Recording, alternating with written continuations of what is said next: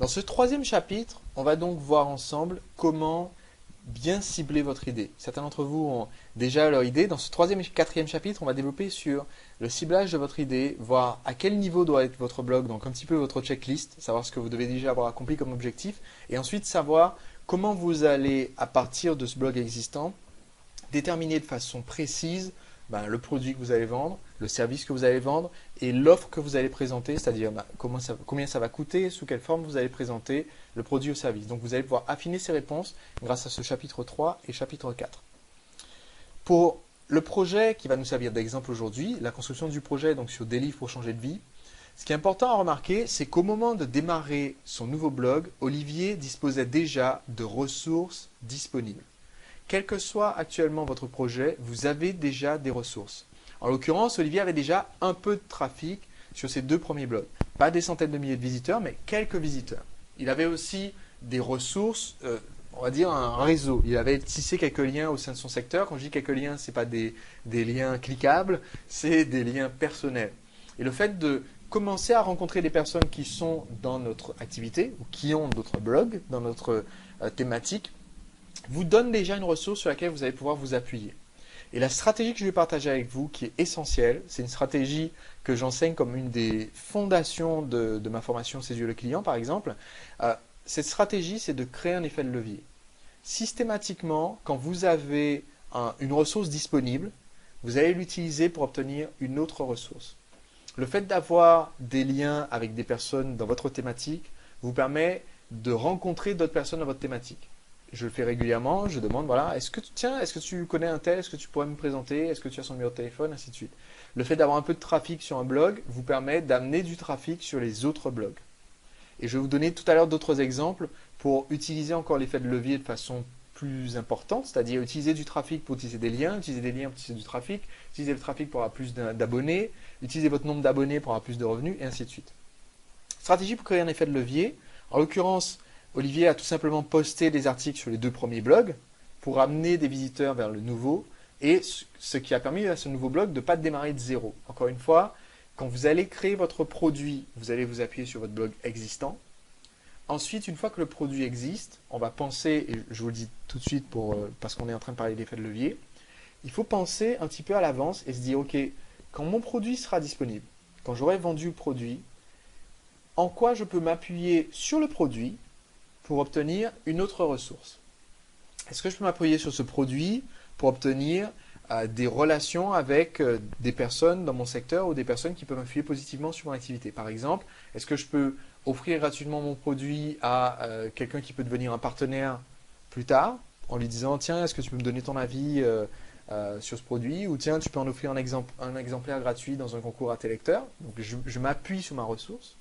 Ou bien est-ce que dans mon produit je peux intégrer des liens vers certains articles de mon blog, etc. pour que les gens qui possèdent le produit continuent de revenir sur le blog, et ainsi de suite. Donc, à chaque fois que vous arrivez à obtenir une nouvelle ressource, qu'il s'agisse de trafic, qu'il s'agisse d'avoir un produit sur vos étagères, qu'il s'agisse d'avoir un nouveau client, des nouvelles relations, il faut penser à comment vous allez pouvoir rebondir à partir de ça. Il ne faut pas créer d'impasse dans votre activité, que ce soit sur le blog, pendant le lancement ou après le lancement. Un outil essentiel, c'est de se former. Dans la situation d'Olivier, ça a été de chercher un mentor, Yaro Starak, en achetant pour la première fois un premier produit numérique. Et c'est ce qui a poussé Olivier à surmonter sa méfiance et à se poser cette problématique. Pourquoi est-ce que les anglo-saxons ont de meilleurs revenus avec leur blog que les francophones? Et donc, le produit de Yaro Starak, je ne connais pas le nom, mais peut-être qu'Olivier pourra nous éclairer là-dessus. C'était 350 $. Et comme disait Olivier, c'est un des Ouais, c'est meilleurs ça. investissements de sa vie. Oui, oui, le produit c'était Blog Mastermind qui n'est plus en vente aujourd'hui et qui était un produit d'initiation au blogging professionnel.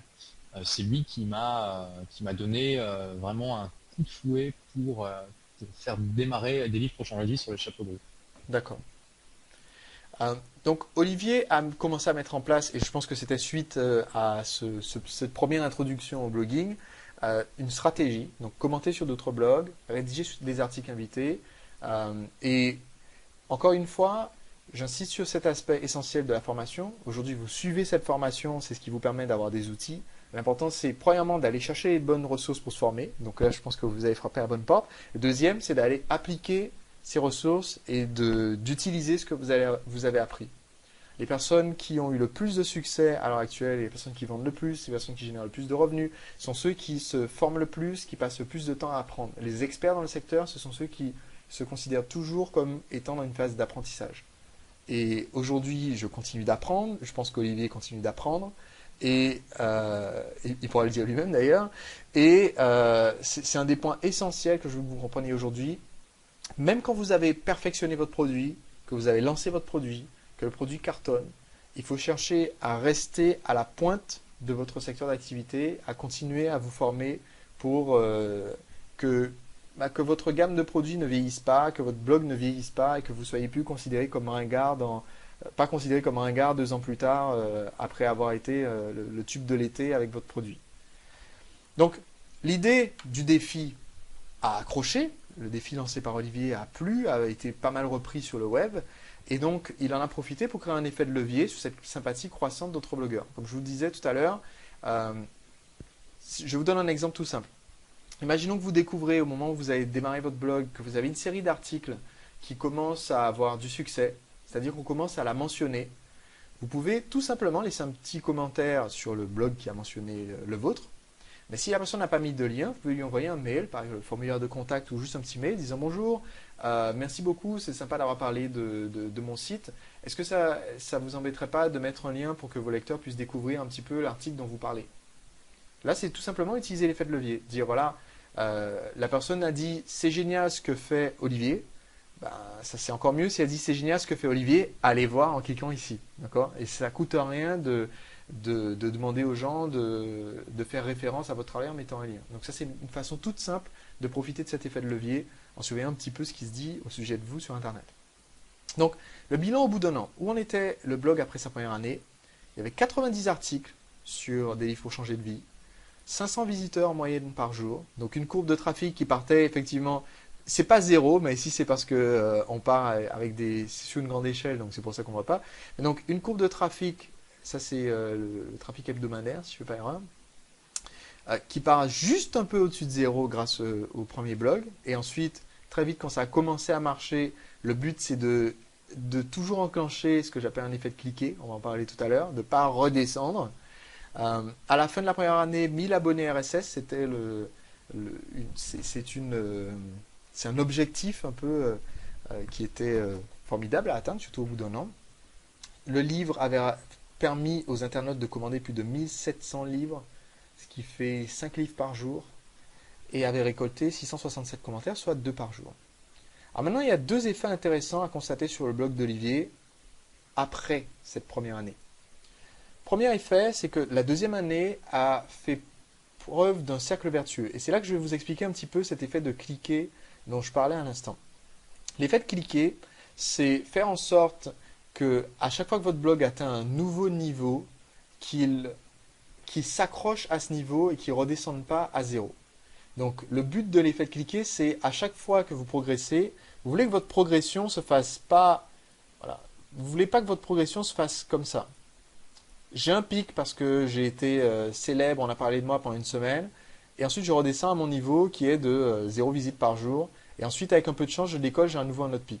Ce que vous voulez idéalement, c'est que la progression de votre blog se fasse comme ça. Vous avez le pic parce qu'on parle de vous pendant une semaine, et ensuite vous faites en sorte de conserver cette relation avec les personnes qui ont parlé de vous pour qu'ils gardent les liens, ou qu'ils vous fassiez un échange de liens, ou que les nouveaux visiteurs visitent votre site et s'inscrivent à la newsletter, pour pouvoir les relancer et qu'ils reviennent voir vos nouveaux articles. Donc vous ne redescendez pas à zéro, vous redescendez à un nouveau niveau qui est supérieur. C'est ce que j'appelle l'effet de cliquer. Vous avez enclenché, ça fait clic, et vous êtes à ce niveau supérieur.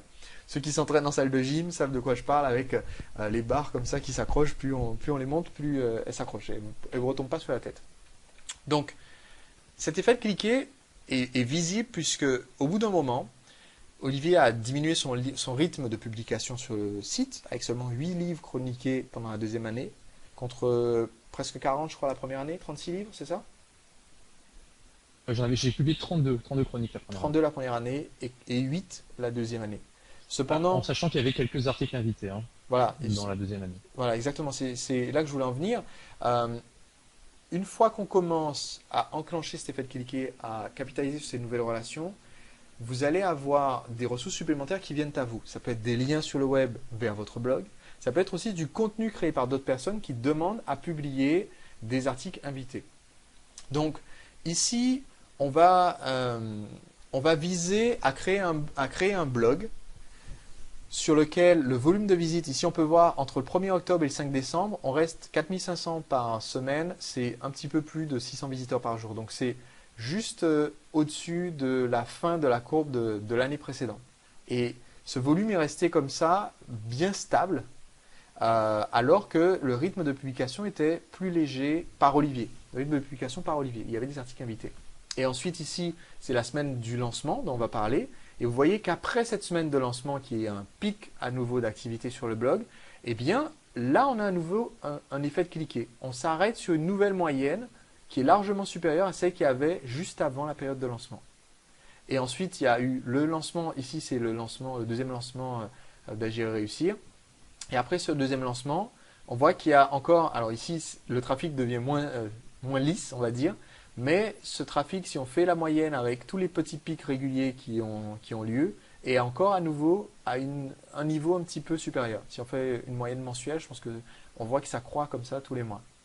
Donc, chose importante, c'est de créer cet effet de cliquer. En l'occurrence ici, ça a permis au blog d'atteindre 1800 commentaires, 2800 livres vendus via le site cette année-là, et d'avoir des interviews d'Olivier publiées sur d'autres blogs. Encore un exemple d'utilisation de l'effet de levier. Vous avez un autre blogueur qui dit « c'est génial ce que tu fais », n'hésitez pas à proposer une interview. Mais dans le sens, n'hésitez pas à lui proposer de vous interviewer en disant « voilà, si tu souhaites qu'on parle un petit peu de tel sujet pour tes lecteurs, soit je peux faire un article invité à ce sujet, donc je rédige l'article, je te l'envoie, soit on peut faire une interview ensemble, comme ça tu me poses des questions que tes lecteurs demandent régulièrement, et je peux y répondre et tu me postes la vidéo ou l'audio sur ton blog avec la transcription. » Et ça marche très bien pour ramener à nouveau des nouveaux visiteurs sur votre blog de façon pérenne. C'est aussi très bon pour la réputation de votre site d'avoir des interviews de vous ailleurs que sur votre propre site. Donc, c'était juste pour vous donner un petit peu une idée d'où en était le blog. Au moment de commencer le lancement, Olivier n'avait pas d'abonnés à la mailing list. Il avait un volume d'un petit peu plus de 500 visites par jour en moyenne. Et on a donc dû, pendant le lancement, convertir ces visites en mailing list. Et c'est ce dont on va parler en parlant donc de la préparation du lancement et ensuite de l'épreuve du feu qui est le lancement en lui-même.